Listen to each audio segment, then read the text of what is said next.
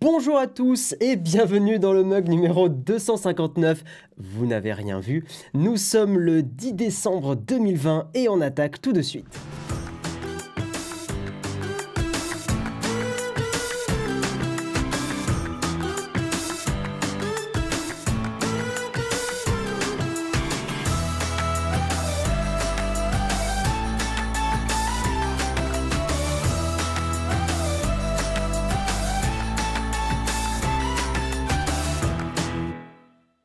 Évidemment, hein, voilà, vous n'avez rien vu, ce ne sont pas les droïdes que vous recherchez, vous connaissez les références, évidemment, Star Wars pour ceux qui ne l'ont pas. Voilà. Bonjour à tous, j'espère que vous allez bien. Salut Damien Dulot avec ton petit... Putain, le train, chaque fois ça me tue moi. Dès que je prends le train, j'ai plus de voix, c'est terrible. Et ils ont la clim dans les pieds, chaque fois je décède. Voilà. Salut Damien, salut Technisavoir. Dites-moi si la voix est bien. Normalement, mon volume sonore devrait être bien. Même si je parle fort, je ne devrais pas saturer. Salut Manu, salut Tic Takumi, Cyril Boucher. Tu me régales, hein, Damien Dulot, avec les emojis canard PC, ça me régale. Hein. Vraiment, continue d'en mettre dans le chat. Hein. Moi, j'aime beaucoup. Ça va, les Parisiens n'ont pas été trop méchants. C'était terrible, c'était un enfer, Vincent. Vraiment, c'était un enfer. Non, par contre, ce qui n'était pas rigolo, c'est, voilà, bon, est-ce que je vais pas faire le français de base, mais le retard SNCF, évidemment, il était là, il était présent. Donc je suis arrivé beaucoup plus tard chez moi avec un mug à préparer. J'étais content, évidemment, hein, le plaisir. Non, en vrai, ça va, la SNCF, ça va mieux qu'à une époque. Mais j'avoue que quand ça t'arrive et que t'as du retard, oh, qu'est-ce que c'est chiant. Bon, c'est pas grave. On n'est pas là pour parler de ça, mesdames et messieurs. Nous sommes là pour le mug. Et aujourd'hui, dans le mug, pas mal de news. On va parler recettes de cuisine. Mais voilà, c'est de la tech, vous inquiétez pas. On va parler d'Adobe ou d'Adobe. On va parler de Pornhub. Vous allez voir que cette news-là, elle est très bien. Mais elle découle d'un article du New York Times qui est pas rigolo à lire du tout. Donc on va en parler ensemble. On va aussi parler de YouTube, de Facebook qui se prend des taquets hein, de plus en plus, de la Federal Trade Commission, donc la protection des consommateurs américaine, quoi. Et oui, enfin qui protège pardon, les droits des consommateurs américains, je précise. Bref, on va en reparler tout à l'heure. On va parler aussi de Twitch qui a changé ses règles sur les comportements haineux et le harcèlement, donc on en parlera plutôt à la fin. Je voulais commencer ce mug avec une news plutôt tranquille, donc on attaque sur le kawa et sur des recettes de cuisine.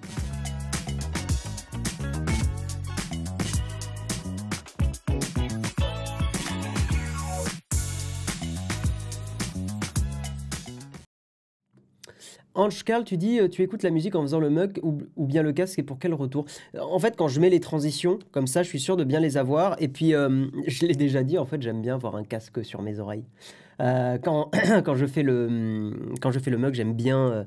c'est un peu mon cocon du mug le matin. Et je trouve ça extrêmement agréable et extrêmement doux sur mes petites oreilles. Voilà. Et puis quand vous vous abonnez, j'entends le son de l'abonnement directement dans les oreilles. Et ça peut pas me faire plus plaisir si vous savez. Je suis un énorme caca, je suis désolé. Bon. On va parler de recettes de cuisine et il y a le top 10, oui, des recettes de cuisine qui ont été cherchées sur Google. Alors pourquoi je voulais vous en parler, donc chercher en 2020. Pourquoi je voulais vous en parler? Parce que en fait les trois premières recettes, je ne connaissais pas du tout les noms. Donc je vais vous montrer le top 10, hein, je ne vais pas vous faire un petit jeu challenge, on a déjà commencé un peu à la bourre. Mais est-ce que vous connaissiez, alors j'espère que Vivaldi va fonctionner correctement, évidemment non. Attendez, ça arrive, c'est incroyable ce qui se passe, voilà. Est-ce que vous connaissiez le Dalgona Coffee? Parce que moi je ne connaissais pas. Apparemment c'est une recette très populaire en Grèce, c'est un café glacé crémeux, bon voilà. Donc c'était la recette de cuisine la plus cherchée sur Google en 2020. Est-ce que vous avez tapé Dalgona Coffee? Ou alors c'est vraiment que en France, on a... Merci Kimiko pour ton réabonnement. Ou alors c'est parce qu'en France, on connaît pas spécialement cette recette, on la tape pas dans les moteurs de recherche, mais je n'ai jamais entendu quelqu'un de mon entourage parler de cette recette-là. Donc je pense que comme c'est un truc mondial, évidemment, nous, enfin moi je regarde cette liste et puis je suis en mode, mais quoi? D'accord. Bon, le pain au levain, ok. Mais même le lahmacun, la pizza turque, c'est un grand hit du confinement. Je suis là, j'ai lu le truc, j'ai fait ah, d'accord, pourquoi pas. Le pain à la bière, ça peut-être. Je sais qu'il y a ça pour le coup, j'ai déjà entendu des gens faire du pain à la bière et c'est bon. Fais un sondage. Ah, mais allez, ok. Allez, mais c'est vraiment parce que c'est vous. Le sondage, qu'est-ce que ça peut être? Qu'est-ce que ça pourrait être? Parce qu'en même temps, je vais pas demander. Ce que j'aurais envie de dire, est-ce que vous avez fait une tartiflette pendant les confinements? Mais c'est un peu con, non? Non, mais il n'y a pas de sondage. Le C turc se prononce je, c'est vrai. D'ailleurs, pour la petite anecdote, Guillaume FR, merci pour ton petit instant culture. Quand j'ai eu la chance au collège de faire un séjour linguistique, collège public hein, en plus, donc pas du privé, où en général c'est vrai qu'il y a souvent plus de moyens pour faire des séjours et tout ça. Collège public, on avait un prof, bonjour à toi monsieur Nocera, qui se bougeait les fesses pour faire des séjours linguistiques et on était allé en Turquie. C'est un échange et tout, et c'était vachement cool. Et je me rappelle que je me la pète un peu, complètement. Là, c'est je flex totalement. Mais j'étais un des seuls à avoir essayé d'apprendre comment lire le turc. Parce qu'effectivement, comme tu le dis si bien, Guillaume FR, en fait, ils ont l'alphabet latin. Je crois, oui, je pense qu'on dit bien l'alphabet latin. Mais les lettres se prononcent pas de la même façon. Et je sais que c'était... justement, il y avait un des correspondants qui s'appelait Tulkan, Tulcan, mais ça se prononçait Tuljan. Voilà, et je m'étais fait chier à arriver à lire, enfin à bien prononcer les choses. Et voilà, je flexais totalement avec mon correspondant en disant regarde, j'arrive à. Voilà, je parle un peu turc, pas de problème.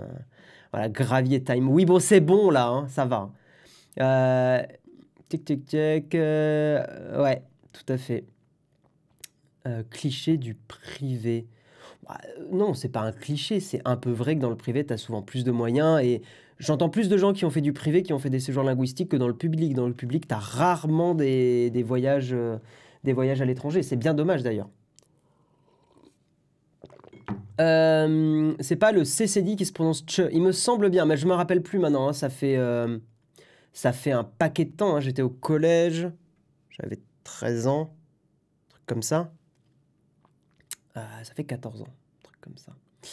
Bref, on va avancer, mais en tout cas, voilà, vous avez vu les petites recettes de cuisine. Donc moi, j'ai été très étonné. Bon, la pizza, ça m'étonne pas. Clairement, les pizzas, moi aussi, j'en ai fait. Mais moi, ma recette, hein, voilà, ma recette à moi, c'était évidemment la tartiflette. Comment croyez-vous que je garde ma copine avec moi hein? C'est clairement pas avec mes blagues nulles et avec ma passion pour des téléphones et la vie privée que je la garde. Non, c'est parce que je lui fais des tartiflettes. Voilà. Et là, si ça se trouve, elle écoute, elle est en train de me dire, ok, donc les gens vont vraiment croire que je suis là juste pour ta bouffe. Et ben c'est pas grave, ça me fait rire. Avant, cela se faisait aussi beaucoup au collège, au lycée public, mais ça, c'était avant. Ouais, on va pas faire le débat maintenant. On va pas faire le débat maintenant. Et on va avancer, mesdames et messieurs. Je me retiens. Vous avez vu comment je me retiens. Et on va parler d'Adobe ou d'Adobe si on le prononce à la française. Adobe qui a déployé, ça y est, sa mise à jour de la suite logicielle. Alors, bon, pas de tout. En gros, on a notamment Lightroom.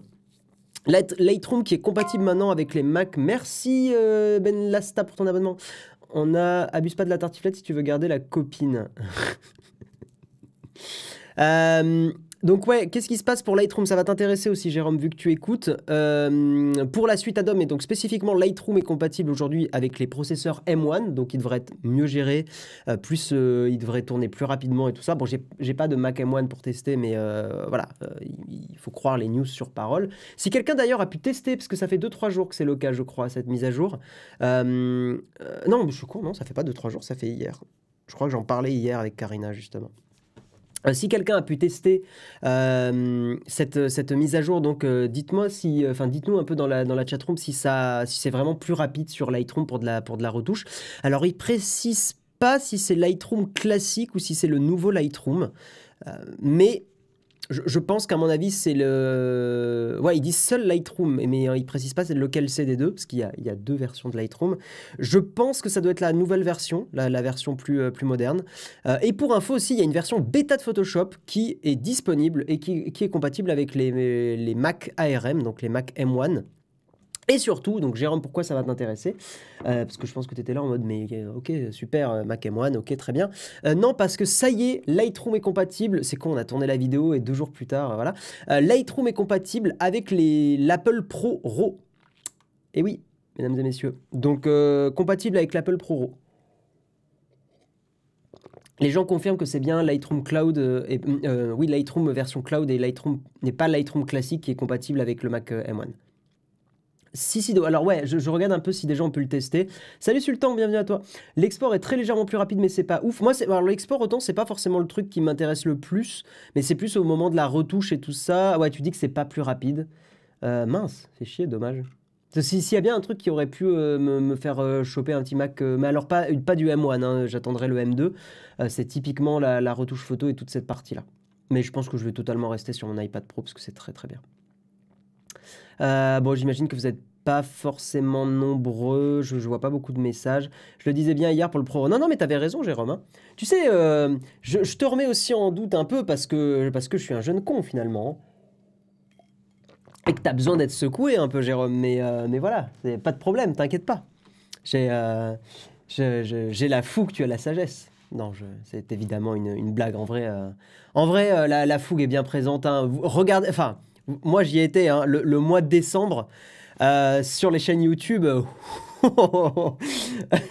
C'est pour ça d'ailleurs, Jérôme, il y a eu un commentaire sur YouTube qui disait mais Jérôme, t'as pas peur que Guillaume te remplace? Et Jérôme aurait pu totalement lui répondre vu le taf que j'abats en ce moment, je pense que Guillaume aurait pas envie de me remplacer. Bon bref, c'était une petite blague qu'on a fait pendant que j'étais là-bas.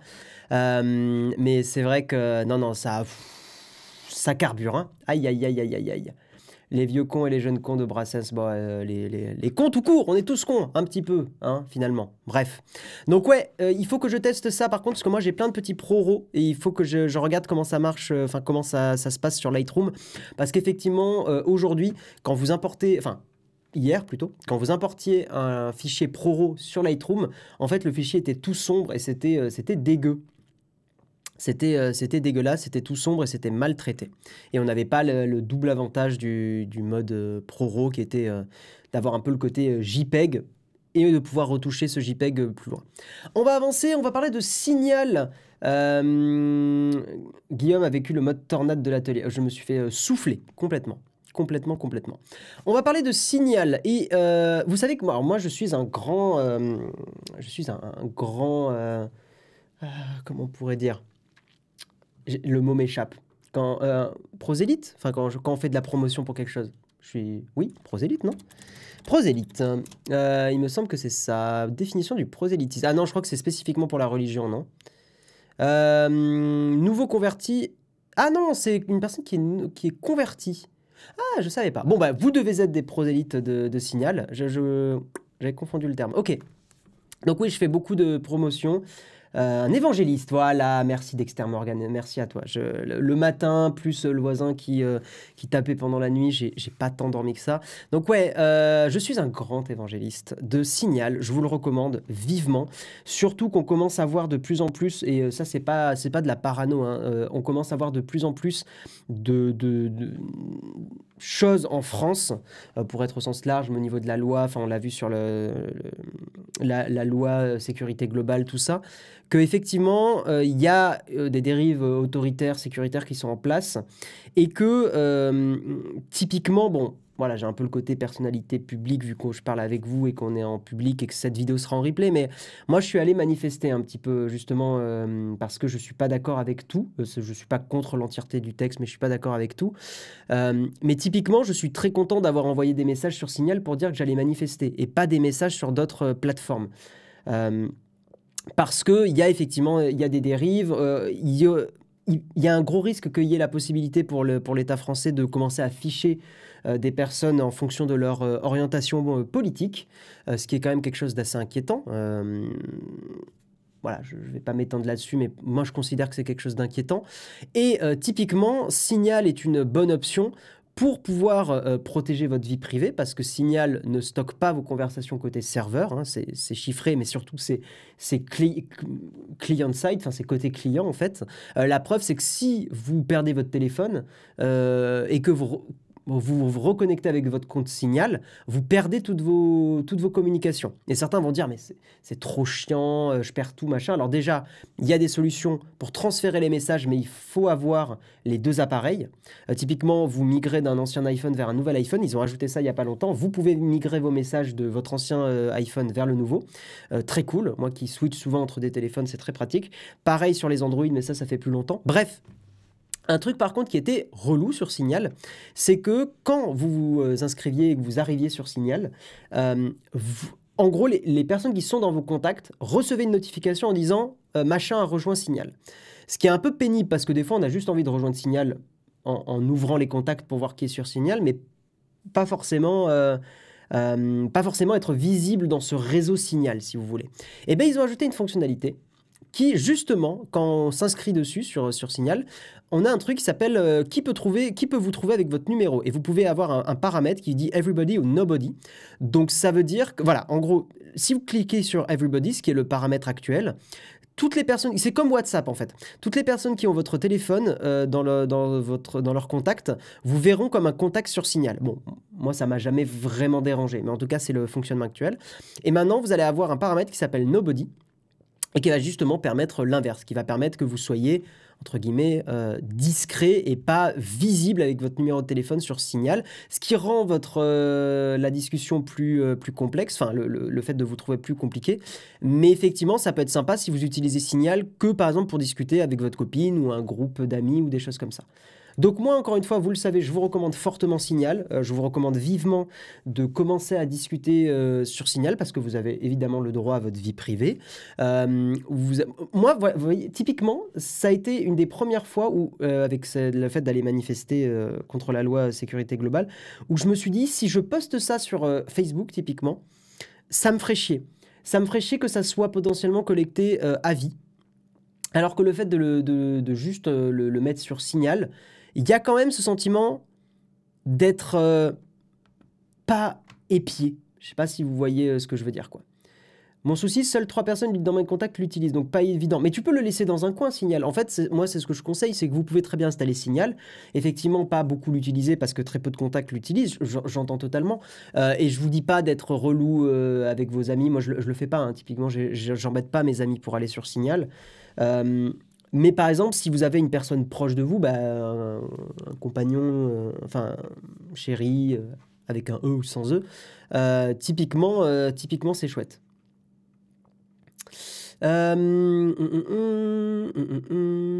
Attendez. Ouais, Signal, l'appli conseillée par Edward Snowden, tout à fait. Tu trouves pas que c'est contre-productif d'utiliser Signal pour finalement le dire en live? Non, parce que il y a une différence, si tu veux, entre le dire en live et... Comment expliquer? Le problème, c'est que quand tu mets dans des messageries textuelles, c'est très facile d'analyser le texte par des machines, des algorithmes. Alors qu'un replay sur Twitch comme ça, si tu veux, j'ai envie de te dire que si un gouvernement a envie d'épier des choses, il va pas épier des live Twitch. Il va clairement épier soit des SMS, soit des conversations Facebook, parce que les grosses entreprises, si un État demande des infos aux grosses entreprises, elles sont légalement obligées de donner les informations. Alors pour certaines enquêtes, c'est très bien, mais j'ai envie de vous dire, pour ceux qui se disent « Ouais, mais les terroristes, machin », si un terroriste est pas trop con, il n'utilise pas du tout Facebook, Messenger. Ce que je veux dire, c'est qu'en gros, souvent les intrusions dans la vie privée, on l'a vu avec Edward Snowden, sont en fait impactantes pour le grand public et pas les terroristes, et ça empêche pas les attentats. La preuve, hein, je pense que vous êtes bien rendu compte, les tueries de masse aux États-Unis n'ont pas cessé parce que le gouvernement a subitement collecté les infos sur le grand public. Donc pour moi, en fait, ce sont des outils, des bombes à retardement qui sont des outils incroyables pour un gouvernement autoritaire, on va dire, de contrôler, museler, on va dire, des avis divergents. Voilà. Non, Wormhole, parce que si tu veux, enfin, j'ai eu un peu le côté, effectivement, tu poses une bonne question, parce que j'ai publié des photos sur les réseaux, mais j'ai un peu mon côté, si tu veux, de... J'avais envie d'en faire un peu un reportage, si tu veux. J'avais envie de le prendre en photo. Mais au moins, si tu veux, je me dis que j'ai pas écrit... Non, t'as raison, hein. T'as totalement raison, c'est vrai, tu m'as un peu coincé pour le coup, je le reconnais totalement au Wormhole. Mais j'avais vraiment envie de capturer les photos et de pouvoir justement, parce qu'en story, j'ai essayé de faire passer un peu le message que j'étais pas spécialement d'accord avec cette loi. Euh, mais je suis un peu, je pense, dans une catégorie à part, dans le sens où j'ai envie d'en parler, j'ai une petite audience et je sais que ça peut avoir un petit impact. Mais moi, ce que j'aime, enfin, ce dont j'ai envie, c'est que monsieur et madame tout le monde ne se sentent pas inquiétés de dire à son copain, à des amis, je vais manifester et puissent se dire, justement, grâce à des applis comme Signal, ça m'inquiète pas. Tu vois, enfin, c'est vraiment ça qui est important. Mais on est d'accord qu'effectivement, en ayant posté sur des photos sur Instagram, potentiellement, on peut déjà me ficher dans la catégorie gros gauchiste. Voilà. Mais je pense que, et bon, évidemment, je m'identifie en fait pas spécialement de bord politique. Je pense que si vraiment on avait une discussion avec vous, les gens, dans une soirée, vous verriez que je suis quelqu'un d'assez chiant parce qu'en fait, je suis assez au centre sur beaucoup de sujets. Je pense que la vérité se situe souvent un peu au milieu et pas que d'un côté. Voilà. Bref, en gros, les gens, effectivement, comme le dit Guillaume, inquiétés d'aller manifester en étant français. Je te garantis que c'est la première fois où j'étais pas rassuré d'aller manifester. Oxymore. Voilà, bref. Non, mais gauchisme n'est pas un gros mot. Mais évidemment, mais je suis plutôt... Enfin, moi, je suis plutôt de gauche, hein, fondamentalement. Mais si tu veux, sur beaucoup de sujets, euh, de quelques expériences et de mon analyse du monde, qui vaut pas grand-chose à 27 piges, mais de mon analyse personnelle, euh, typiquement, voilà, je vais juste te dire un truc. Typiquement, je ne pense pas qu'il y ait fondamentalement un système économique qui soit... Là, on rentre dans les foules graviers, mais après, je vais avancer, vous inquiétez pas. Je ne pense pas qu'il y ait un système économique qui soit fondamentalement, et d'organisation de société, qui soit fondamentalement meilleur que l'autre. Typiquement, le débat entre le libéralisme, le communisme et les trucs comme ça. Je pense que tous les systèmes économiques et tout ça peuvent être bons. De toute façon, on voit le nombre de livres qui défendent l'un et l'autre. Donc, il y a des atouts dans chaque système. Je pense que le plus important pour un système de société économique et tout ça, c'est qu'il y ait des garde-fous. Pour moi, en fait, mon avis, je le résume là, c'est très très très rapide et on n'a pas le temps de détailler plus, mais pour moi, le plus important, c'est pas le fonctionnement et le mécanisme du système, c'est que dans chaque système, il y ait des garde-fous, qu'il y ait des personnes, qu'il y ait des institutions qui peuvent contrebalancer, stopper, arrêter des initiatives, couper des dérives autoritaires, enfin, en gros, qu'il y ait des mécanismes de protection des systèmes. Parce qu'en fait, le problème, c'est quand chaque système se débride et que c'est du no limite. On le voit avec le libéralisme aujourd'hui, on le voit avec, enfin, on le voit avec tout ça. Donc le problème n'est pas les systèmes fondamentalement. Le problème, selon moi, hein, bien sûr, c'est que Guillaume 2022, non mais n'importe. Putain, mais les emojis de Poutou et de Jospin, incroyable. Non mais voilà, vous voyez un peu mon avis là-dessus, c'est que j'ai pas spécialement d'avis tranché vers un système ou un autre ou tout ça.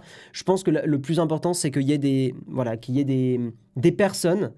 Euh, qui soient là pour dire bah non, on fait pas ça. Genre s'il y a des dérives, s'il y a des machins, genre non, on arrête. Voilà. Bref, on va avancer. Voilà, j'ai fait un petit peu mon détour politique. Mais encore une fois, hein, je ne suis pas quelqu'un de tranché. Vraiment, je ne suis pas du tout quelqu'un de tranché sur mes opinions.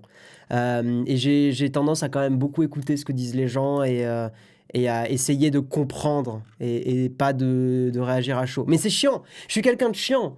Parce qu'aujourd'hui, ce qui fait du buzz, c'est de dire stop the count et c'est de dire que les gauchistes sont cons et que les gens de droite sont débiles. Hein. C'est ça qui fait marcher aujourd'hui, la politique. Mais en vrai, c'est triste une société comme ça.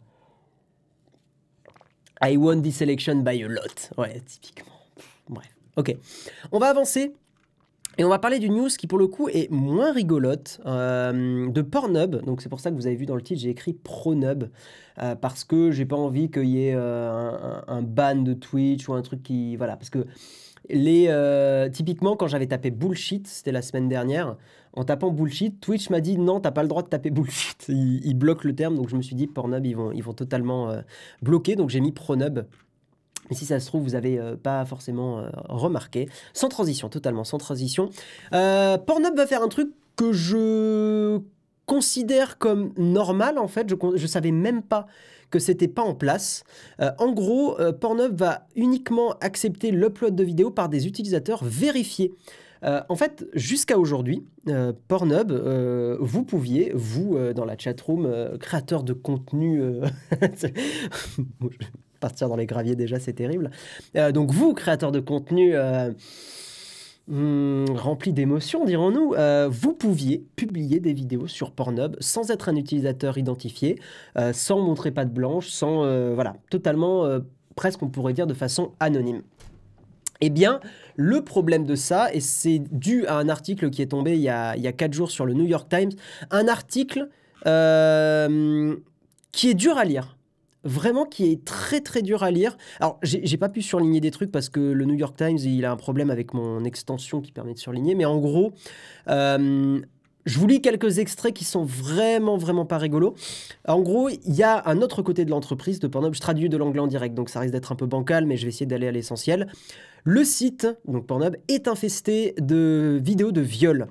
Il fait la monétisation de viols sur des enfants, de la pornographie de revanche, enfin de la revenge pornographie, donc des gens qui en gros publient sans le consentement des rapports sexuels qu'ils ont eus avec leur conjoint, leur conjointe sur Pornhub, sur des réseaux, sur des sites pornographiques pour se venger. Des vidéos de spycam, donc en gros des vidéos, et ça c'est arrivé dans des Airbnb, faites attention les gens quand vous prenez des Airbnb, qu'il y ait des personnes qui placent des caméras pour enregistrer des personnes qui dorment au Airbnb et potentiellement...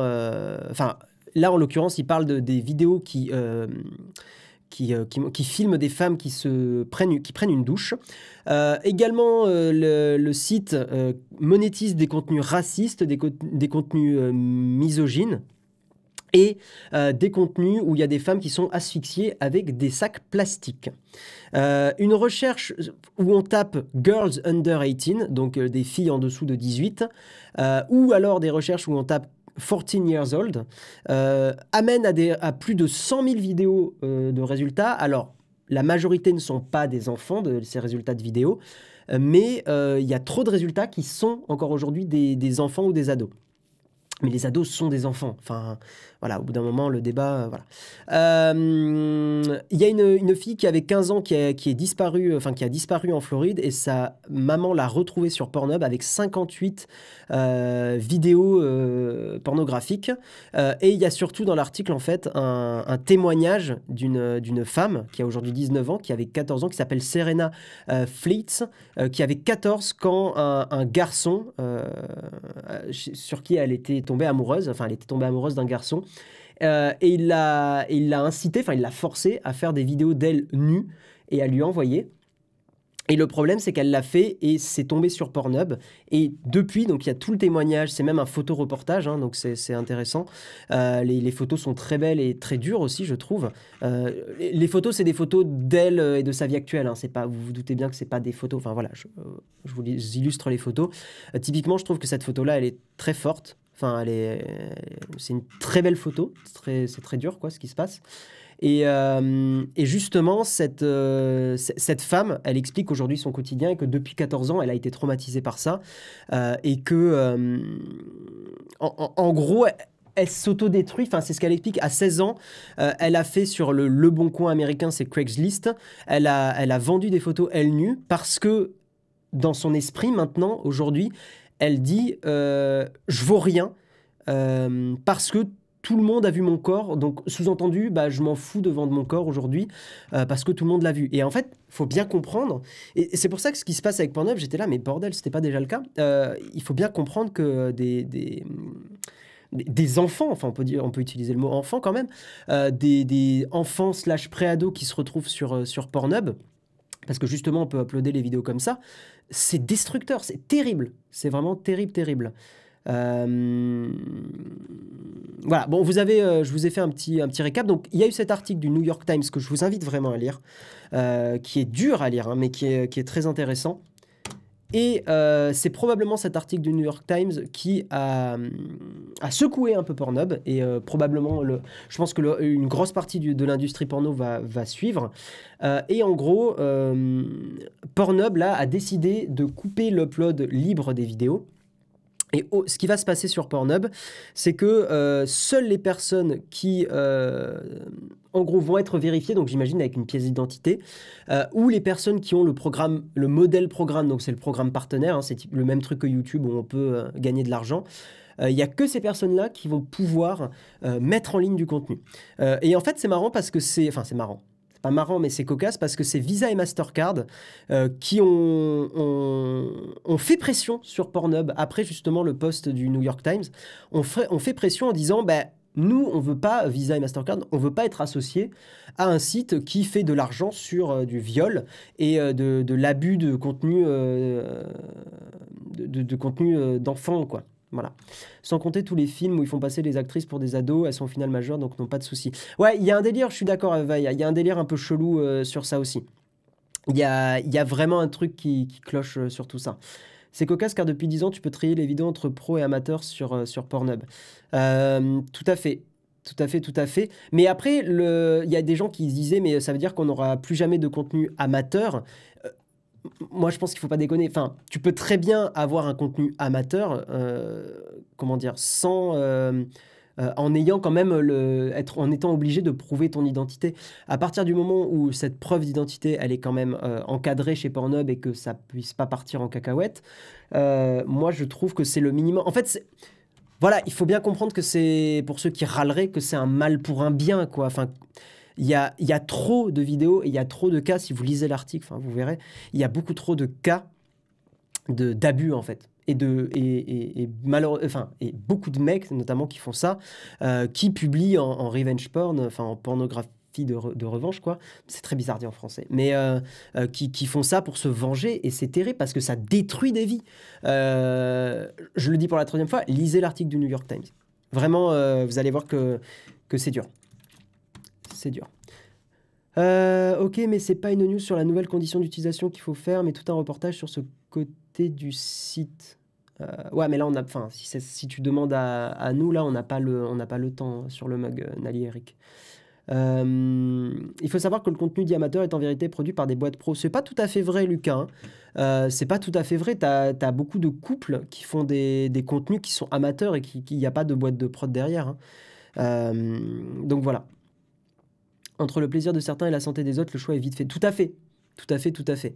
Il y a même sur Reddit, mais je crois que je l'ai plus là, mais sur Reddit, il y a un mec qui disait bah, voilà, que c'était complètement nécessaire et que... Enfin, bref, allez, encore une fois, allez lire le témoignage sur le New York Times. Et attendez, il y avait 2-3 commentaires qui étaient intéressants. Ouais, il y en avait un qui m'a fait rire et qui dit c'est l'histoire de la race humaine.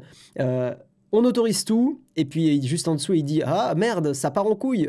Qu'est-ce qu'on fait? On met des règles et plusieurs années plus tard pourquoi on avait cette règle? Bon bref ça m'a fait un peu sourire. Mais c'est marrant parce que il y a un truc je trouve qu'on peut faire le parallèle un peu avec YouTube et le fait de pouvoir uploader en mode YOLO plein de contenu. Et d'ailleurs ça va me permettre de faire la transition justement sur YouTube, parce qu'on est sur des choses qui sont similaires, alors pas aussi catastrophiques pour des vies humaines, quoique ça se discute. Mais en gros, merci Lag pour ton commentaire, je suis content que ça te plaise dans les transports. Le sexe est encore trop tabou en France et il n'y a pas assez de prévention. Je pense qu'il y a un truc à faire au collège où il y a de la prévention à faire, pas qu'au niveau du sexe, des rapports, du préservatif, des choses comme ça, aussi vraiment au niveau du revenge porn et de la pornographie et je pense qu'il y a un manque là-dessus et de surtout dire bon ça arrive à des hommes et c'est surtout aux femmes que ça arrive dire bon on va généraliser aux collégiens que effectivement je pense que c'est très important de leur mettre dans la tête que ce qu'on publie sur internet et ta vie sur Internet et que ça peut détruire psychologiquement des vies. Donc en gros, il faut vraiment expliquer je pense mais c'est surtout les femmes qui sont plus vulnérables malheureusement à ça, surtout au collège, vraiment expliquer que si un garçon demande un nude, elle a le droit de dire non et que c'est même pas qu'elle a le droit de dire non, c'est qu'il faut qu'elle dise non. En tout cas, voilà, après, si une relation dure plus longtemps et tout, on n'est pas dans le même rapport, enfin, c'est pas la même chose. Mais si... putain, je plains les parents. Ça doit être si dur d'être parent et d'entendre tout ça, ça doit tellement pas être rassurant. Mais ouais, c'est très important de tout simplement dire... En gros... Je pense un discours du truc de si ça fait pas un moment où vous êtes en couple avec le... Et encore, parce qu'il y a du revenge porn avec des relations plus longues. Mais au moins, si déjà on peut protéger les collégiens et collégiennes et faire des messages d'avertissement et tout, je pense que c'est déjà un premier pas, quoi. La BPDJ, qu'est-ce que c'est la BPDJ, Wormhole moi, je comprends pas pourquoi on doit expliquer ce qui est bien ou pas, on est tellement con. Serkamins, tu sous-estimes la naïveté qu'on peut avoir au collège. Rappelle-toi, au collège, on est des enfants au collège. Hein. Et il y a beaucoup d'histoires, surtout de filles, qui envoient des nudes et des photos comme ça au collège, et d'autant plus avec les réseaux sociaux d'aujourd'hui, où ça va beaucoup plus vite. Et où le nude est devenu presque un truc courant, quoi. Alors que ça devrait pas l'être, parce que, encore une fois, ça tourne très vite et il y a des problèmes de harcèlement, enfin, ça peut détruire des vies. Le problème que si... Oui, il y a aussi le problème, effectivement, Vaïa, plus profond, je suis d'accord, excusez-moi, pourquoi envoyer un nude de son corps, tout de suite, la fille deviendrait une salope ou des choses comme ça. On est d'accord qu'il y a un problème plus profond de sexisme. Mais il n'empêche que, voilà, si déjà on peut protéger, c'est bien. Le problème, c'est que peu importe la durée de la relation, le revenge porn est beaucoup trop démocratisé et pas assez puni par la loi. Je suis d'accord avec toi, Karina, et c'est pour ça que je pense que c'est déjà un premier pas intéressant ce que fait Pornhub. D'au moins, déjà, ralentir la diffusion, parce que Pornhub reste un des sites les plus visités. Et si tu peux pas uploader en mode YOLO une vidéo comme ça va ralentir fortement la propagation de ces vidéos. Parce qu'aujourd'hui, il y a des gens qui téléchargent les vidéos, c'est supprimé, ils les réuploadent et il n'y a pas besoin d'être vérifié. Si tu dois tendre une carte d'identité pour réuploader un truc, alors les gens diront, mais ils vont réuploader sur d'autres sites. Oui, ils vont réuploader sur d'autres sites. Mais si les plus gros sites déjà bloquent le mécanisme, c'est déjà mieux. C'est déjà mieux parce que ça va tomber que sur des trucs obscurs et au moins ça sera moins facilement trouvable. Moi, je pense que c'est un bon pas. Je pensais que le fait que l'ex-ministre en soit victime ferait changer les lois plus vite là-dessus. Ah, je n'ai pas suivi ça pour le coup. Ça doit pas être le cas partout, mais au lycée, j'avais une mini-conférence sur la pornographie. En l'occurrence, on a bien dit que les nudes, c'était à faire si on le souhaite, sans signe distinctif. Tatouage, yeux, etc. Ouais, c'est un moyen de protection, effectivement, de ne pas montrer son visage. Tout à fait. Et il faut éviter les grains de beauté, il faut éviter tout ça, ouais. Griveaux. Ah oui, c'est vrai qu'il y avait eu l'affaire Griveaux, ouais, tout à fait. On va avancer. Donc, ouais, on va parler de YouTube, mais c'est assez lié. YouTube qui va supprimer les contenus qui se proclament anti-résultat d'élections américaines. Donc, vous savez que, voilà, notre cher Trump national, enfin pas national, notre cher Trump outre-Atlantique, dirons-nous plutôt, a dit que l'élection était une fraude, blablabla. Et depuis, évidemment, il y a plein de contenus sur YouTube qui suit cet avis-là, qui dit que l'élection c'est une fraude, avec des vidéos, on est de l'ordre un peu dans le même style que des vidéos complotistes. Et YouTube a pris la décision, moi je trouve à titre personnel que c'est bien. Certains vont crier à la censure, moi je vous ai toujours donné mon avis, c'est que à partir du moment où on a une grosse plateforme et on a beaucoup d'utilisateurs, il faut modérer. On ne peut pas vivre sainement dans une plateforme si on ne modère pas un minimum. Donc, en gros, YouTube a supprimé plus de 8000 chaînes qui font la promotion qui parlent justement et pas qui parlent, mais qui défendent le fait qu'il y ait une fraude aux élections américaines. Donc, ils ont dégagé tout ça, enfin, ils ont dégagé énormément de choses, parce qu'ils expliquent que... alors, attendez, il faut que je retrouve... ce que j'avais lu. Ouais, voilà. Je cite, hein, il y a toujours plus à faire. Trouver l'équilibre entre l'ouverture, la liberté d'expression et la responsabilité, parce qu'ils ont une responsabilité de laisser des contenus comme ça, est l'un de nos challenges les plus difficiles. On continue de faire des améliorations et on va essayer d'appliquer ce qu'on apprend de cette élection globalement. Enfin, en gros, on continue de faire des améliorations sur ça. Mais je suis assez d'accord avec ça, c'est-à-dire que les réseaux sociaux ont une responsabilité dans la propagation des théories du complot, les choses comme ça. Moi, j'ai pu faire l'expérience sur YouTube où il suffit de taper, de cliquer sur une ou deux vidéos comment dire, de zététique ou de choses comme ça ou de rhétorique. Et très très vite, de fil en aiguille, on a des suggestions de vidéos complotistes. L'algorithme de Google est très très très bon pour donner des vidéos qui nous ressemblent et qui vont nous emmener dans un fil qui peut aller très très loin. Donc ils ont une responsabilité et moi, titre personnel, je trouve que c'est une bonne chose qu'ils aient supprimé ces contenus-là. Parce que débattre avec ces contenus, j'en ai parlé la semaine dernière, débattre avec du bullshit, c'est de renforcer le bullshit. Donc pour moi, la meilleure solution, c'est de l'ignorer. C'est la moins pire des solutions. Certains ne sont pas d'accord, certains pensent qu'il faut débunker les choses. Moi, je ne pense pas parce que débunker ne fait que renforcer les gens dans leur bulle.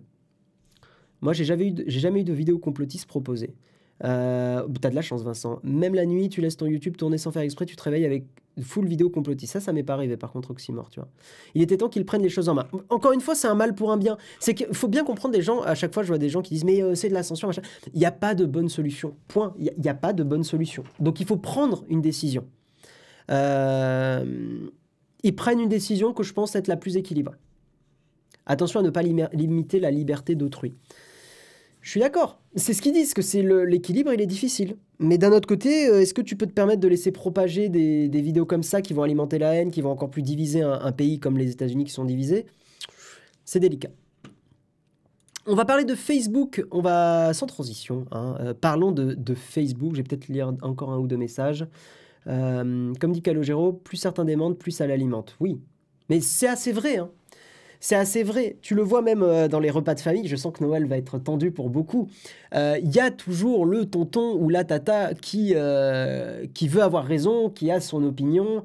Il y avait un truc que j'avais vu récemment sur... non, pas récemment, mais il y a longtemps, sur une petite BD sur un repas de famille. Et c'était marrant parce que c'était vraiment ça. C'est-à-dire la personne qui va dire un truc un peu choquant, un avis un peu divergent. Et puis tout le monde va lui faire « Ah, mais t'as pas le droit de dire ça. » Et lui, il est en mode « Mais on n'a plus le droit de rien dire, machin. » Et en fait, c'est l'enfer, quoi. Et le meilleur moyen de ne pas alimenter, c'est au contraire d'ignorer. L'ignorance est un puissant outil. Hein. C'est dur d'ignorer, mais c'est un puissant outil. Parce que, imaginons, reprenons l'exemple du tonton ou de la tata, si il dit son truc et que tu réponds pas, il va être en mode « Pourquoi tu réponds pas ?» Et tu lui dis « Bah, ça m'intéresse pas. » Voilà, point. Fin. et ça alimente pas la colère. Alors que si tu réponds et tu dis « Je suis pas d'accord », il va faire « Mais comment ça, t'es pas d'accord ?» Enfin, vous voyez ce que je veux dire. Ça alimente le truc.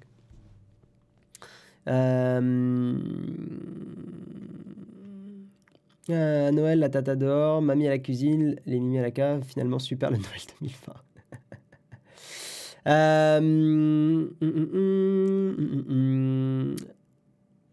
Ouais, j'ai lu les commentaires. La liberté d'expression ne va que dans le sens des opinions gauchistes. Mais non. Les gens... Mais soyez pas comme ça. Comment dire? En fait, le problème, je vais juste répondre et puis après je vais avancer, c'est que si je vous suis, le fait que Biden ait gagné, enfin, le fait que, pardon, que Biden ait fraudé les élections, ça serait une opinion gauchiste. Les gens... Non, enfin, au bout d'un moment, c'est fatigant. Vous êtes fatigant. C'est pas... Je veux dire, il y a beaucoup d'entités aux États-Unis qui sont indépendantes. Enfin, il y a notamment une entité qui s'occupe de prouver qui a gagné aux élections, qui est indépendante et qui a très bien dit que c'est Biden. Enfin, au bout d'un moment, en fait, le problème, c'est que c'est même plus une opinion, c'est un fait.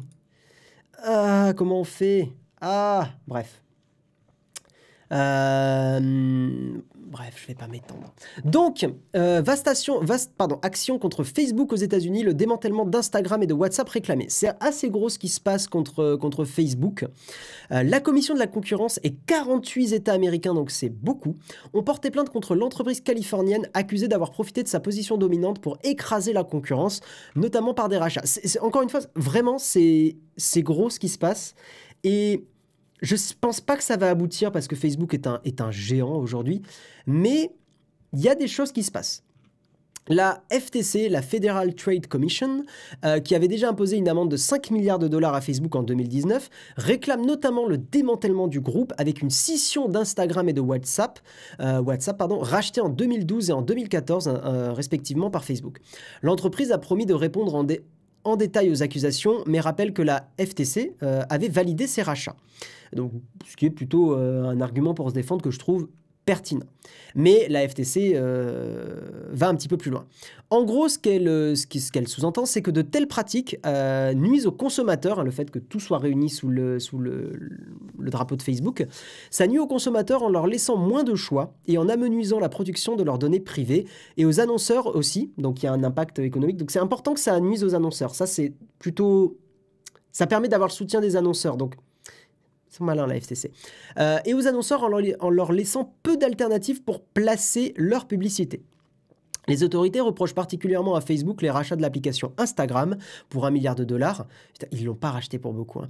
Et la messagerie WhatsApp en 2014 pour 22 milliards de dollars. D'ailleurs, je crois que c'est le créateur d'Instagram qui disait « Mais on a fait une connerie, autant pour les données privées que pour la somme de revendre à 1 milliard de dollars. » quoi. Bref. La FTC demande en conséquence à la justice d'éventuellement forcer Facebook à revendre Instagram et WhatsApp. L'agence veut aussi que le groupe de Mark Zuckerberg cesse de contraindre les développeurs à accepter certaines conditions et lui demande son feu vert pour toute opération de rachat. Les procureurs réclament pour leur part d'être prévenus de toute acquisition supérieure à 10 millions de dollars, c'est pas beaucoup 10 millions de dollars, que le réseau social voudrait faire. D'ailleurs, comment aussi, c'est une autre tactique de défense de Facebook. Facebook, vous avez vu que récemment, ils ont commencé à fusionner les messageries de Messenger, Instagram et WhatsApp. Mais en pratique, ça pourrait, c'est ce qu'ils disent dans l'article, servir d'argument pour expliquer qu'un démantèlement serait trop compliqué et pénaliserait trop Facebook. Vous connaissez mon avis sur la question. Facebook est absolument pas une entreprise que je porte dans mon cœur. Et je pense que c'est effectivement important qu'une entreprise comme Facebook ne se mette pas à devenir un ogre et à avoir trop de sous-entreprises qui ont une taille énorme. Parce qu'aujourd'hui, Instagram pourrait vivre de son côté en indépendance, WhatsApp pourrait vivre de son côté en indépendance et Facebook aussi. Donc le fait que le groupe Facebook ait Instagram et WhatsApp, il y a une emprise, il y a une collecte de données. Enfin, voilà, on en a déjà parlé assez dans l'émission. D'ailleurs, c'en est où la fusion des DM Insta avec Messenger? Je crois que c'est mis en place, hein, super chinoise. Je crois que c'est mis en place. Facebook s'en sortira avec un gros chèque. C'est pas sûr, c'est pas sûr. Mais le live photo du lundi et via Instagram, ils sont durs à contourner. En fait, c'est le problème aujourd'hui, c'est que typiquement, moi je donne mon exemple, vous êtes photographe, vous voulez faire la promotion de vos photos, vous ne pouvez pas vous passer d'Instagram. Et certains vont me dire, mais si, tu peux t'en passer, non. Tu peux pas. Businessment parlant, tu peux pas parce que tu rentres en compétition avec les autres qui, eux, sont sur Instagram et tu as un ou une modèle qui va te chercher pour voir ce que tu fais comme photo. Le réflexe va être d'être sur Instagram. Le premier réflexe, surtout pour beaucoup de personnes qui sont pas très sensibles à la vie privée, parce que nous, on est dans notre bulle là, mais beaucoup de personnes voient pas le problème avec Instagram et tout. Vont uniquement regarder Insta et vont vous chercher en tant que photographe sur Instagram. Donc, voilà, c'est compliqué. En tout cas, ça m'étonnerait que Facebook soit de gauche. J'en ai beaucoup parlé dans l'émission aussi. Facebook est loin d'être de gauche parce qu'ils ont quand même tendance à beaucoup plus laisser des contenus plutôt les démocrates et non, donc c'est l'autre côté, c'est les conservateurs. Putain, je la fatigue, j'ai un trou de mémoire. Démocrates et conservateurs. C'est les conservateurs en face des démocrates, hein, rassurez-moi. Parti démocrate. Républicain. Merci, le républicain. Oui, le parti républicain. Et oui, donc ce que je disais, c'est que Facebook a plutôt tendance à être assez tranquille avec les contenus républicains et beaucoup, voilà, à laisser passer beaucoup de choses. Hein. Donc, on en a déjà parlé plusieurs fois dans l'émission. Il y a beaucoup de groupes qui sont pas supprimés. Il y a beaucoup de choses comme ça qui sont pas supprimées et qui propagent des messages globalement de haine. C'est le même problème qui existait avec les pages jaunes qui rackettent les entreprises pour être présents sur les annuaires au même niveau que les concurrents. Tout à fait. Il y a un similaire à faire. De toute façon, à partir du moment où une entreprise est dans un abus de position dominante, c'est jamais très bon pour les consommateurs. On va terminer avec Twitch et on va parler, c'est marrant, au final c'est un mec qui est assez lié à la modération et tout ça, donc c'est intéressant. Twitch, on est en plein dessus. Twitch qui va ajouter de nouvelles règles sur les comportements haineux et le harcèlement. Très similaire à ce qu'on vient de voir par rapport à YouTube et les comportements anti-fraude américaine. Twitch va changer pas mal de choses. Bon, il y a le discours de Twitch qui me fait un peu sourire à chaque fois, mais je comprends pourquoi ils ont écrit ça. Ils disent « Ces changements sont destinés à mieux protéger la communauté et non pas à être punitifs. » Je suis là, bon, Twitch, ne prends pas pour des jambons. Oui, ok, on protège la communauté, mais à partir du moment où tu vas bannir des gens, c'est punitif. Et c'est pas un gros mot, une punition. Tu peux utiliser, tu as le droit de dire que tu punis, tu peux utiliser un autre mot, mais c'est pas un gros mot de punir. C'est important. Moi, je pense que... moi, c'est parce qu'on m'a puni à certains moments que je suis globalement pas trop déséquilibré, je pense. Mais c'est pas un gros mot, Twitch. Tu as le droit de dire que tu protèges la communauté, mais tu as le droit de dire aussi que tu sais que c'est punitif. Bref. Donc oui, ce que dit Twitch dans leur blog, le blog est assez bien écrit. Enfin, Twitch, ils sont pas trop mal là-dessus. Ils font partie des entreprises, des entreprises, même si c'est Amazon derrière, mais ils font partie des entreprises qui font des efforts, je trouve, quand même, sur les règlements, sur la modération. Hein. Les outils sont à des années-lumière bien plus performants que YouTube. Typiquement, il y a un truc qui est trop bien sur Twitch, c'est un tribunal. C'est-à-dire que quand vous commencez à bannir plein de gens, vous pouvez revoir les bannissements, voir pourquoi ils ont été bannis et débannir. Et ça garde un historique des messages et tout. Enfin, c'est super bien fait. Vraiment, c'est très très bien fait. Donc, ce que dit Twitch, c'est que les mots et les actions ont un sens et un impact, et même si votre intention n'était pas d'être blessant ou de causer du tort. Même si votre intention n'était pas d'être blessant ou de causer du tort. Voilà, je vais aller assez vite dessus, puisqu'il est déjà 8h54. Blablabla. Bon, ils disent en gros qu'ils vont faire attention à ne pas bannir pour simplement une blague ou un langage compétitif entre amis, ce qui est accepté dans certaines communautés. Donc voilà, il faut faire attention de ne pas non plus bannir à outrance. Ce qui va être expressément interdit, c'est prétendre qu'une victime... prétendre que la victime d'une tragédie violente bien documentée est une fausse victime ou qu'elle ment. Donc faire dénigrer quoi. Encourager les autres à lancer une attaque DDoS contre une personne, à la pirater, à révéler ses informations personnelles ou à envoyer la police chez elle. Donc ça va être complètement... C'était déjà le cas, mais c'est dit plus expressément. Ils ont corrigé et ajouté des choses dans leur règlement. Inciter à des raids mal intentionnés sur les comptes des réseaux sociaux d'une autre personne sur Twitch. Donc ça aussi, ça va être expressément interdit. Le harcèlement devient un comportement haineux, donc il parle du harcèlement. Lorsque l'attaque est basée sur des caractéristiques identitaires, nous considérons que les attributs identitaires suivants sont des caractéristiques protégées: race, ethnie, couleur, caste, origine nationale, statut d'immigration, religion, sexe, genre, identité sexuelle, orientation sexuelle, handicap, état de santé grave et statut d'ancien combattant. Ce qui est marrant, ils n'ont pas mis l'âge. Je ne sais pas pourquoi, mais ils n'ont pas mis l'âge. Bon, je ne sais pas s'il y a une raison. Ils disent que les émoticônes peuvent être utilisés de façon malveillante. Alors, nous, ça ne nous parle pas trop en France, mais aux États-Unis, le drapeau confédéré est lié à des groupes suprémacistes. Et donc, voilà, typiquement, le drapeau confédéré fait partie des signes que Twitch ne veut plus avoir sur sa plateforme. Encore une fois, c'est pas dans le but de museler les avis divergents. Le but, c'est d'avoir un endroit sain. Et effectivement, si toi, tu fais typiquement une émission qui, je sais pas, qui a des idées plutôt en opposition à ça, et que tout d'un coup, tu as plein de gens qui mettent le drapeau confédéré, en fait, il faut comprendre que c'est chiant et que l'espace devient plus très sain pour dialoguer. typiquement. Et les personnes qui font ça sont rarement dans la volonté de faire un dialogue. Changement notable aussi. Donc alors, ouais, ça c'est un truc, c'est un point, on va pouvoir en parler. Je trouve ça intéressant. Changement notable, il est interdit de faire des commentaires répétés sur l'apparence attractive d'une personne, même de manière que vous jugez positive ou élogieuse, s'il est évident que ces commentaires ne sont pas les bienvenus. En fait, ça c'est un truc qu'il faut bien comprendre et les femmes pourraient en témoigner, surtout les streameuses qui en témoignent assez souvent. C'est que en fait, c'est chiant pour elle d'avoir des commentaires du genre t'es trop belle ou ah, vraiment t'es trop douce ou t'es trop machin. Parce qu'en fait, de ce qui est expliqué, ça se comprend assez facilement, c'est que c'est bien les commentaires comme ça. C'est souvent ça part d'une bonne intention, c'est gentil, mais en fait, à force, c'est lourd d'être complimenté et surtout, ça réduit donc en général c'est plutôt des femmes, ça réduit la femme à son physique beaucoup. Au lieu de justement ce qu'elle fait dans son stream, c'est-à-dire souvent du jeu vidéo, souvent des choses comme ça.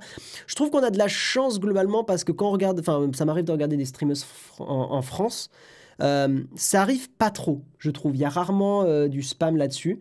Donc c'est plutôt cool, je pense que la modération fait aussi pas mal son taf. Mais ouais, ça, il faut bien le comprendre, c'est relou pour elle. Alors ça arrive moins aux mecs, et pour le coup, on a de la chance là-dessus. Il y a un fond de sexisme derrière, il y a un fond de truc comme ça derrière. Voilà, c'est pas anodin. Ça sort pas de nulle part, quoi. Ouais, voilà. Ouais, exactement. Jill, elle le fait, c'est très drôle. Jill, c'est une streameuse française pour ceux qui ne savent pas. Et Jill, elle est très, très cool. Enfin, moi, j'aime beaucoup ses streams. Et dans une de ses règles de la chatroom, il y a écrit « Ne dites pas à Jill des choses comme « T'es bonne, elle le sait déjà ». Ouais, je trouve que c'est une très bonne façon de le dire. Moi qui voulais complimenter Guillaume sur son physique. Écoute, JP, je fais une exception pour toi. Vas-y, fais-toi plaisir. Je pense que là, je peux jouer aussi. Ouais, mais il y a tout un tas de trucs, mais c'est un peu le côté où, dans la société actuelle, la société, non, mais il y a un côté où euh, c'est un peu genre, je fais un compliment sur une femme, et si elle est pas contente que je lui que je lui fais le compliment, c'est pas normal, et c'est une rageuse, et elle est hystérique, pourquoi elle accepte pas mon compliment? Enfin, il y a un peu ce côté-là, quoi. Alors qu'en fait, juste, c'est chiant. Genre, quand vous faites un stream ou vous faites un jeu vidéo, voir un commentaire qui dit t'es trop belle, une fois ça va, mais quand c'est répété, c'est juste chiant. Alors, cite le 3. Tu dis, il y a des streamers qui mettent très en avant leurs attributs, mais il faut surtout rien dire. Oui, c'est vrai que ça, c'est différent. Mais je te garantis que la majorité des streameuses se prennent, et qui sont pas en mode, voilà, gros décolleté et tout, se prennent quand même des commentaires comme ça, et c'est chiant. Donc je parle de ces streameuses-là. Les streameuses qui ont qui se mettent en avant physiquement, ça empêche pas qu'il faut, c'est pas une raison pour manquer de respect, et loin de là. Et c'est vrai qu'il y a le côté aussi à mettre en avant un peu. Bon, tu peux en débattre. Je vais pas rentrer dans ce débat, c'est compliqué. Ça empêche pas, je vais conclure en disant simplement un truc, ça empêche pas que enfin, ça autorise pas un manque de respect. Point. Tu vois, voilà, c'est simple et tout ça. Voilà, je n'irai pas plus loin. C'est tout. Il faut respecter. Voilà. Et comme le dit Gary Cover, à ce compte-là, autant se diriger vers des camgirls, oui. Enfin bon, bref, mais c'est débat compliqué. Mais en tout cas, sachez que les streamers se font emmerder là-dessus, et ça m'étonne pas que Twitch mette une règle comme ça. Donc, toujours dans les règles de Twitch, il est interdit de faire des commentaires obscènes ou explicites sur la sexualité ou l'apparence physique de quelqu'un. Notez que nous ne faisons pas d'exception pour les personnes connues. Autre règle, l'envoi de liens non désirés ou non sollicités vers des images ou des vidéos de nus est interdit. Logique. Voilà, bon. Encore une fois, pour moi, c'est du bon sens. Je sais que certains vont se dire, mais on peut plus rien dire, gna gna gna. Non, enfin, au bout d'un moment, c'est juste que il y a des moments pour débattre, et il y a des moments où, en fait, une chatroom n'est pas un endroit, surtout quand c'est de la politique. Alors ça va, sur le mug, on a de la chance. Mais c'est vrai que c'est difficile, surtout sur des très grosses communautés, de débattre, quoi. Voilà, tu as le droit d'être sexy sans être harcelé. Tout à fait, on est bien d'accord. On peut pas envoyer de lien. Non, tu pourras pas envoyer de lien, Vaya. Je crois qu'il y a que les modérateurs qui peuvent.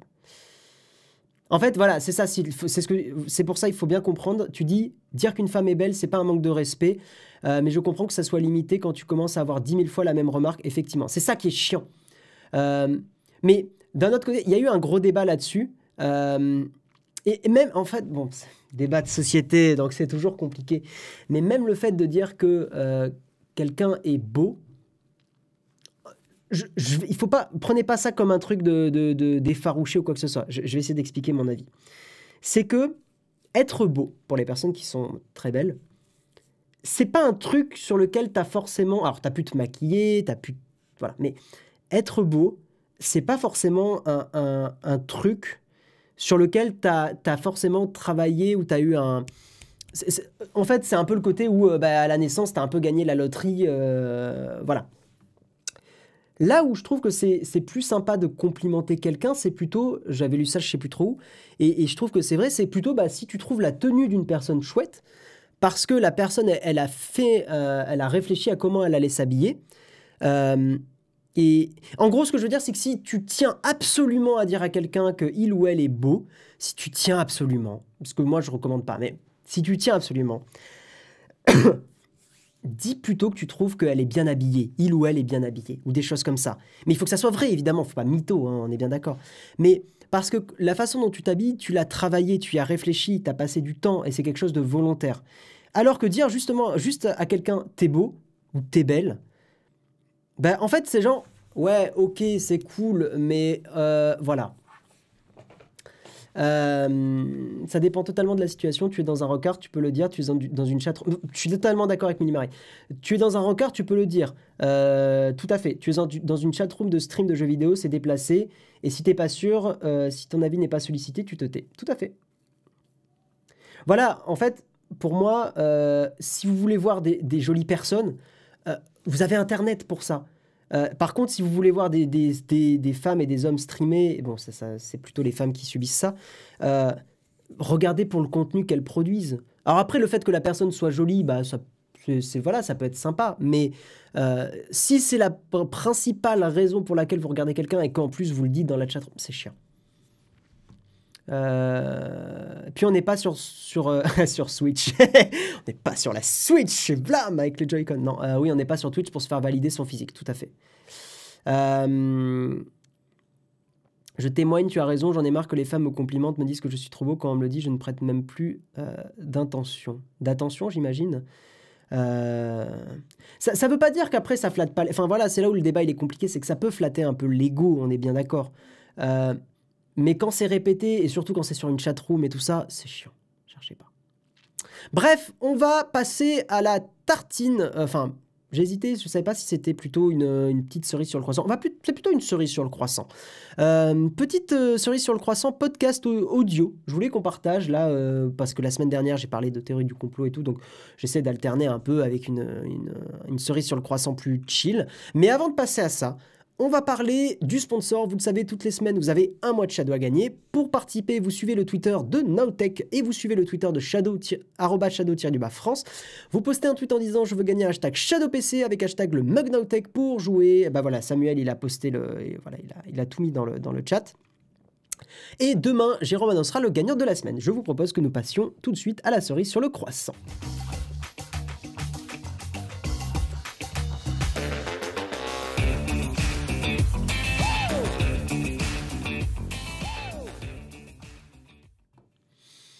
Et pour cette petite cerise sur le croissant, je voulais vous faire participer, la chatroom, et je voulais qu'on partage un petit peu les podcasts que vous écoutiez. Donc moi, je vais commencer. J'avais déjà parlé de certains podcasts audio. Ça peut être tech, ça peut être pas tech. Ça peut être pastèque aussi, si vous avez un podcast sur les pastèques, pourquoi pas. Mais voilà, je voulais qu'on découvre un petit peu des trucs ensemble. Moi, je vais sortir mon téléphone, et comme ça, je vais pouvoir aller chercher des podcasts en même temps. Et puis pour ceux qui... Hop, voilà, tac, on va ouvrir... Tac, voilà, parfait. J'ai mon onglet de recherche qui est ouvert. Moi, les podcasts que j'écoute beaucoup, c'est principalement 2 heures de perdu. Donc, c'est un podcast sur le cinéma que j'adore, que je trouve vraiment trop chouette. Où, en gros, il y a toute une équipe de podcasteurs, on peut le dire comme ça, qui regarde un film et qui après le critique. C'est toujours très drôle, c'est toujours très chouette. Il y a Fin du Game, qui est un podcast sur le jeu vidéo, où en gros, il parle de l'histoire d'un jeu, mais plus de l'histoire autour du jeu, du développement, des entreprises et tout ça. Il y a un podcast que j'ai découvert récemment. Je ne savais pas que Sébastien Roignan faisait des podcasts, mais j'ai découvert le guide du photographe de mariage, donc de Sébastien Roignan. D'ailleurs, là, il y a une petite photo ici de Sébastien. Je vais y arriver. Non, là. Oui, ici. Petite photo de Sébastien, incroyable. Donc ouais, le guide du photographe de mariage, qui est un podcast qui parle de photos, de comment faire ses budgets, des choses comme ça. Donc je trouve ça très intéressant. Il y a Culture 2000, qui est fait par la même team que 2 heures de perdu, enfin par la même entreprise, Fréquence Moderne, qui parle de culture. C'est très intéressant. Et après en tech, bon, il y a évidemment le mug que j'écoute, mais il y a le rendez-vous tech de Patrick Béja que j'aime énormément. Et il y a Tech Café de Guillaume Vendée. Ouais, de Guillaume Vendée, que j'aime énormément aussi. J'aime beaucoup Tech Café. Je trouve ça très chouette ce que fait Guillaume. De quoi je me mêle? Ouais, tout à fait. De quoi je me mêle, j'en avais déjà entendu parler. Très bon podcast, Fin du Game. Ouais, Fin du Game, c'est très très chouette. Un copain de Jérôme. Oui, c'est Patrick Béja qui fait le rendez-vous tech. C'est très très très chouette le rendez-vous tech. Et d'ailleurs, Jérôme et Marion, ils participent souvent. Moi, j'y ai participé 2 ou 3 fois, je crois. La mafia des Guillaume, exactement. Programme B pour 20 minutes sur une news qui permet de bien comprendre les enjeux. Tiens, programme B. Voyons voir. Voyons voir. Programme B. Ah, il y a un truc sur la tectonique, marrant, je viens de voir dans la liste là. Programme B pour mieux comprendre ce qui se joue dans le monde. Mais je vais m'y abonner, tu vois, je vais m'abonner à plein de trucs. L'apéro du Capitaine, ça me dit un truc, ça, c'est quoi déjà? L'apéro du... Putain, je l'ai mal noté. Ah, fait chier. L'apéro du Capitaine. Apple Monopoly versus Epic 1984. Ouh, c'est long, 166 minutes. Ah ouais, c'est des bons podcasts. Hein. Bah, tu sais quoi, je vais m'abonner, j'écouterai. Faut pas pousser les ISO tous les jeudis sur la photo, pas mal. Faut pas pousser les ISO, ok. Je vais avoir 1 million de podcasts. Faut pas pousser les ISO, très bien. Oh, cool. Ouais, ça a l'air chouette. De Arthur Azoulay. Quentin et Romain ont fait un podcast aussi, chacun. C'est vrai que Romain Lannery et Augustin, j'ai plus son nom de famille, font un podcast qui s'appelle, mais je l'écoute pas très régulièrement, mais j'en ai écouté un et c'est plutôt sympa, qui s'appelle Tech Out, T-E-C-H-O-U-T. Gaijin San, 3 expats français qui vivent au Japon et qui font des chroniques sympas. Tiens, ok, cool. C'est bien, là, ben, les gens, donc on partage, mais attendez pas à ce que je lise forcément le chat, hein, regardez un peu... Gaijin, tu disais quoi? Gaijin San. Oui, je l'ai. Vince, Nico et Émilie. Chouette. Chouette. Ok, cool. Tu as envie de tester les AirPods Max? Par curiosité, mais c'est pas un produit que j'ai spécialement envie de tester. Oui, il y a Thinkerview aussi. Thinkerview, j'aime beaucoup, mais vous voyez, d'ailleurs, Thinkerview, c'est marrant parce que à la fois, c'est un peu j'ai un peu de l'amour-haine pour Thinkerview. Parce que j'aime beaucoup, je trouve ça très important d'avoir un Thinkerview dans le journalisme français. Mais je continue d'avoir du mal avec le présentateur principal de Thinkerview. J'aime pas le fait que... En fait, j'aime bien les invités, j'aime bien les sujets, mais j'aime pas le fait qu'il a un côté qui hautain et qui coupe beaucoup les invités. Et autant je comprends l'idée de... Je sais pourquoi ils font ça. Enfin, ils ont expliqué que c'était pour déstabiliser, mais en fait, je pars du principe que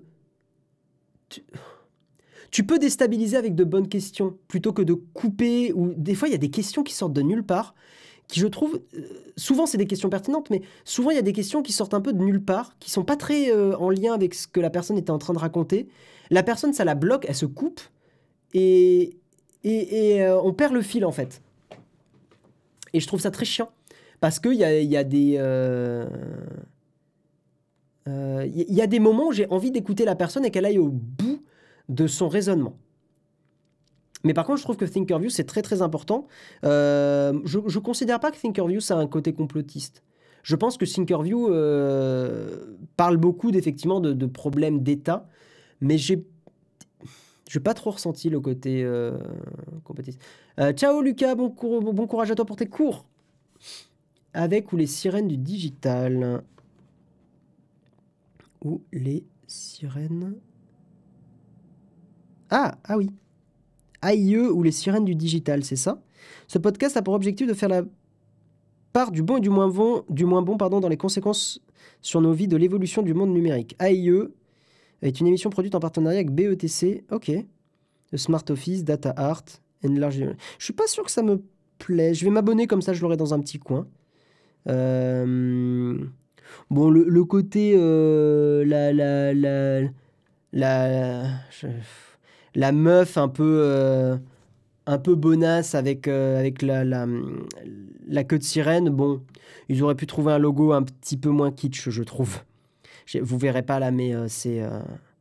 Et en gros, il y a une nana qui pose... on voit pas les seins, mais c'est un peu comme ça. Bon, le truc suggestif, nana, pour parler de tech, ouais, je pense que c'est... Ouais, les couilles sur la table, ça, c'est un podcast sur la masculinité. Je trouvais ça très, très bien. Je l'ai pas trop écouté, par contre. Mais... si, j'en ai écouté un. Tiens, je vois que j'en ai écouté un. J'avais bien aimé. Je vais me réabonner dessus. Crac Crac de Monsieur Poup, c'est très chouette. Bon podcast sur le processus créatif, écrire sans rature. Pardon le cinéma. Ouais,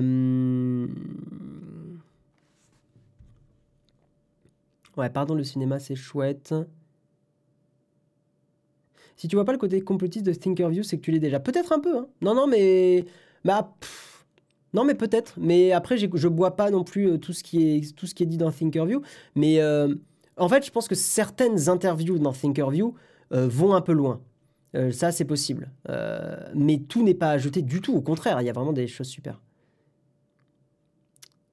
Les nums du site Les Numériques. Moi, j'aime bien les numériques. Les nums. Après, je vais devoir vous laisser les gens parce qu'il faut que j'aille au travail. Les nuls, c'est une demi-heure et quelques débats sur le merveilleux monde des nouvelles technologies. Le problème, c'est que je commence à avoir 1 million de podcasts tech. Donc, peut-être faut que je regarde un peu autre chose. J'écoute Spotify, moi. Enfin, je suis sur Spotify pour les podcasts. Bad News de David Mourier. Ça fait longtemps qu'il est sur Internet, lui. Hein. Bad News, David Mourier. Il fait quoi, lui? Rayon avec la mort, le taxidermiste. Cramer un village. Ça a l'air marrant. Oh, c'est tout court. Ok, pourquoi pas. Très, très court. Un bon moment de Kian et Navo. Oui, c'est très chouette, un bon moment. Il y a le podcast philo de Julia Tfuna si t'as pas trop de tech. Le mug de Naotech, ça existe en podcast. Oui, on est en podcast, évidemment. Marketing Mania, il fait un podcast, parce que moi, je regarde ses vidéos, mais... C'était quoi le podcast sur une news en particulier? C'était... si quelqu'un peut lui redire... Je l'ai pas, là. Si vous avez des podcasts photos, parce que là, faut pas pousser les ISO, ça a l'air chouette. Le truc sur une news en particulier, c'est pas l'apéro du Capitaine? Ouais, Marketing Mania, il est très très bon. J'aime beaucoup Marketing Mania. Il a un côté un peu froid, mais c'est un gars malin. C'est un gars très très très malin. J'aime m'abonner à Marketing Mania, peut-être son podcast est différent. Affaires sensibles sur des faits divers, faits historiques du XXe siècle. Ah. Affaires sensibles. Putain, c'est cool, on découvre 1 milliard de trucs là. C'est trop bien. De France Inter, ok. Ah, il y a celui sur Coluche qui a l'air chouette. Je vais me le rajouter. Je vais pas m'abonner à ça. Parce que je regarde les trucs, ça m'intéresse pas beaucoup, mais celui sur Coluche a l'air chouette. Pas tech du tout, mais en anglais, Every Little Things, qui fait découvrir des petits trucs de tous les jours. J'écoute pas trop des podcasts en anglais. Il y en a un seul que j'ai écouté, c'était le podcast sur le couple de Casey Neistat, que je trouvais intéressant. Bon, ils se livrent, hein, les deux. Hein. Ouf. Leur relation de couple, là, Candice et Casey, ouf. Mais c'est intéressant. Bon, les gens, on va arrêter là. Quittez pas, on va essayer de raid des petits streamers. S'il y a pas de petits streamers, on va raid notre cher ami Corben. Mais je vais regarder qui on peut raid. Attendez. Hein. Mais en tout cas, c'est cool, on a partagé 1 milliard de trucs là. C'est trop bien. J'en ai découvert 5-6. Merci à tous. Et je rappelle, si vous voulez redécouvrir des podcasts, regardez le replay sur Twitch du mug. Hein, voilà. Alors attendez, restez. On va lancer un petit raid. Il y a Étoile qui est sur Rocket League. Étoile, qu'est-ce que c'est un amour, Étoile? Vraiment. Vous savez quoi? On va raid Étoile. Si vous connaissez pas Étoile, il fait une émission qui s'appelle La Nuit de la Culture, avec Samuel Etienne, qui est le présentateur de Questions pour un champion. C'est une émission, je la bois comme du petit lait. J'aime beaucoup. Et découvrez Étoile. Vraiment, si vous avez un streamer à découvrir, c'est Étoile. Là, il fait du Rocket League. Rocket League, c'est un jeu de foot avec des voitures, pour simplifier. Mais ça se regarde même si on connaît pas le jeu. Et Étoile, c'est juste juste un amour en fait. Donc voilà. Je vous fais des bisous les gens. On raid Étoile, c'est parti. Et après, je mets le générique dès qu'on la raid. Allez, je mets le générique maintenant. Ciao, ciao. Des bisous.